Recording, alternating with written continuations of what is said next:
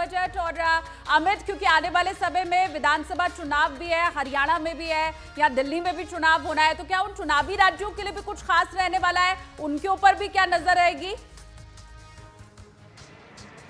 जी, पूरी तरीके से उम्मीद कर सकते हैं चुनावी राज्यों के लिए भी एक बड़ी सौगात होगी, और खास तौर पर महाराष्ट्र और हरियाणा में। अब एक एक करके अगर हम बात करते हैं महाराष्ट्र की, महाराष्ट्र में किसानों का मुद्दा बहुत ज़्यादा है, तो इससे जोड़ते हुए जो किसानों की जो क्रेडिट लिमिट है वह 3 लाख से बढ़ाकर 5 लाख की जा सकती है, किसान क्रेडिट कार्ड की जो लिमिट है, पहली चीज़। दूसरी चीज़ है महाराष्ट्र की जो जूस इंडस्ट्री है, वाइन इंडस्ट्री है, इसके अलावा महाराष्ट्र में जो फ्रूट इंडस्ट्री है, कैसे सीधे उनके जो प्रोडक्ट हैं वह बाहर के बाजारों में एक्सपोर्ट हो, एमएसएमई के लिए घोषणा हो सकती है। ये बात हुई महाराष्ट्र की। अब हरियाणा ऐसा राज्य था, ये दोनों राज्य थे जहां पर सेटबैक फेस करना पड़ रहा था एनडीए सरकार को, तो हरियाणा से संबंधित जो किसान हैं उनसे भी घोषणा, जो महत्वपूर्ण घोषणा में देखने को मिल सकती है, मसलन कि किसानों के जो गुड्स के जो मूवमेंट है उनको लेकर। इसके अलावा जो यहाँ जो फसलें होती हैं उनकी अच्छी मार्केटिंग कैसे हो, इस पर सरकार घोषणा कर सकती है। और इसके अलावा झारखंड से भी जुड़ी जो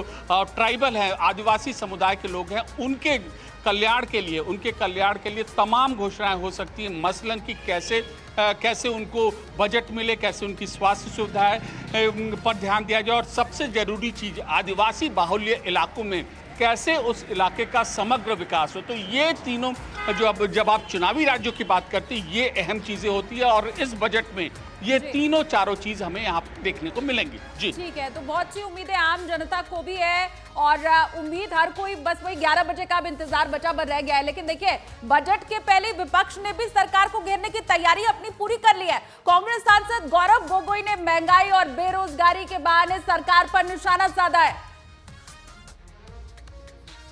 जो मध्यम वर्ग का है वो जब देखता है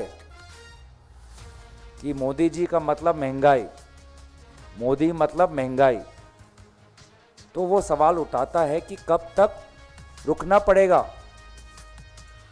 गरीब और मध्यम वर्ग को, कब उनको रिहाई मिलेगी महंगाई से, इस कमर तोड़ महंगाई से, जिसका उत्तर अगर आज आप इकोनॉमिक सर्वे पढ़े तो उसमें भी नहीं मिलेगा। और आदरणीय वित्त मंत्री निर्मला जी को तो महंगाई दिखती ही नहीं। कल भी जब उनका भाषण आएगा या बाद में जब उनका उत्तर आएगा, वो यही बोलेगी, कहाँ है महंगाई? महंगाई है ही नहीं।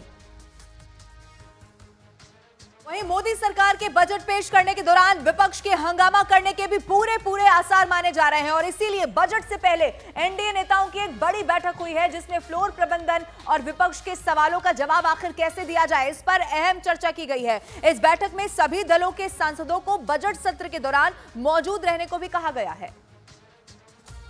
तो ये बड़ी खबर है। एक तरफ विपक्ष की पूरी तैयारी दिखाई पड़ती है, सुबह 10:30 बजे एक अहम बैठक विपक्ष की तरफ से बुलाई गई है, लेकिन दूसरी तरफ आपको यह भी बता दें कि कैसे पुख्ता तरीके से जब विपक्ष की तरफ से हंगामा किया जाएगा, तो सत्र के दौरान एक तरफ तो सभी सांसदों को बकायदा व्हिप जारी किया गया है, मौजूद रहने को कहा गया है, लेकिन दूसरी तरफ विपक्ष के सवालों का कैसे जवाब दिया जाए, इस पर अहम चर्चा हुई है। ये बड़ा बजट है, मोदी सरकार के कार्यकाल का अगर आप देखेंगे, खुद प्रधानमंत्री नरेंद्र मोदी की तरफ से इसकी अहमियत क्या है, ऐसे वक्त में आम जनता के लिए उसे जाहिर किया गया है। इसीलिए सरकार की भी अब पूरी तैयारी दिखाई पड़ती है, क्योंकि विपक्ष लगातार हंगामा करता हुआ इससे पहले भी संसद के भीतर नजर आया, लेकिन ये बजट वाला दिन है, बड़ा दिन है। अब ऐसे में पूरी तैयारी यहां पर विपक्ष की है, तो सरकार ने भी एक बड़ी बैठक बुलाई, कैसे यहां पर जवाब देना है, इस पर चर्चा हुई है। और बैठक में सभी दलों के सांसदों को बजट सत्र के दौरान मौजूद रहना को भी यहां पर कहा गया है। दो सहयोगी लगातार हमारे साथ बने हुए हैं,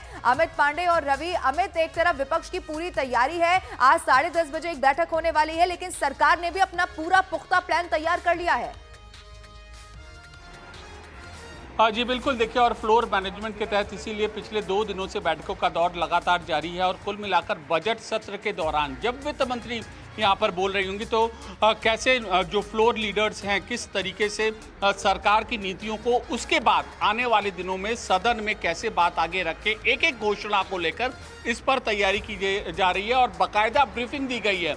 महत्वपूर्ण नेता होंगे, जब बजट पेश होने के बाद जब इस पर चर्चा होगी, तब इन नेताओं को उन नीतियों से जुड़ते हुए हमें और बोलते हुए हमें देखा जा सकता है। और इसके अलावा जो सरकार घोषणाएं करेगी, कैसे वह आम जनता तक और अन्य कार्यकर्ताओं तक यहाँ पर पहुँचे, उसका भी खाका हमें इन बजट सत्र के दौरान, जब एनडीए के फ्लोर लीडर्स बोलेंगे, तब हमें ये देखने को मिल सकता है। तो एक पुख्ता तैयारी यहाँ पे की गई है, और अगर विपक्ष विरोध के लिए और पुख्ता विरोध के लिए तैयारी करता तो उसको कैसे काउंटर किया जाए, ये रणनीति हमें एनडीए की ओर से देखने को मिलेगी।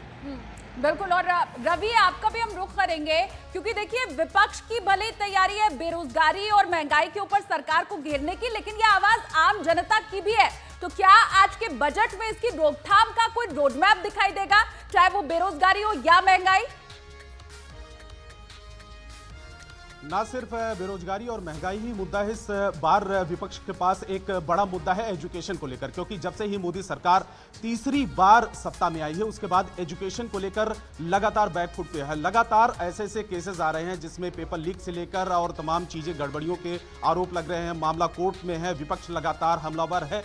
इससे पहले का जो बजट सत्र से पहले का जो पार्लियामेंट के सेशन चल रहा था, उसमें अलग अलग पार्टियों के, सपा हो, कांग्रेस हो, जो विपक्षी दल हैं, लगातार हमलावर थे।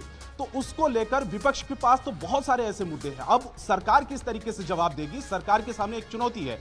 इससे पहले जब एनडीए के घटक दलों की बैठक हुई थी, जिसमें यह कहा गया था कि फ्लोर पर हम किस तरीके से विपक्ष के सवालों का और उनसे हमले का जवाब देंगे, लेकिन उससे पहले सर्वदलीय बैठक हुई थी, जब राजनाथ सिंह के घर पर सर्वदलीय बैठक हुई थी, रक्षा मंत्री के घर पर, जिसमें टीएमसी को अगर छोड़ दिया जाए, टीएमसी ममता बनर्जी की जो पार्टी है उसको छोड़ दिया जाए, तो लगभग सभी पार्टियां वहां पर मौजूद थी। तो फिलहाल ये एक सामंजस्य बनाने की कोशिश थी कि कम से कम बजट। मोदी सरकार के तीसरे कार्यकाल का आज पेश होगा पहला आम बजट। वित्त मंत्री निर्मला सीतारमण 7वीं बार पेश करेंगी बजट। कांग्रेस ने सरकार को घेरने की पूरी प्लानिंग की। बजट पेश होने के पहले कांग्रेस सांसदों की होगी अहम बैठक। बजट के दौरान संसद में हंगामे के पूरे आसार। एनडीए ने सहयोगी दलों के सभी सांसदों को उपस्थित रहने के लिए व्हिप किया जारी। बागेश्वर धाम के बाद दुकान लगाने वालों को भी लगाना होगा नेम प्लेट। पंडित धीरेन्द्र शास्त्री ने जारी किया फरमान। जम्मू कश्मीर के राजौरी में सेना और आतंकियों के बीच मुठभेड़ लगातार जारी। सेना की चौकी पर हमले के बाद एक आतंकी को किया गया ढेर।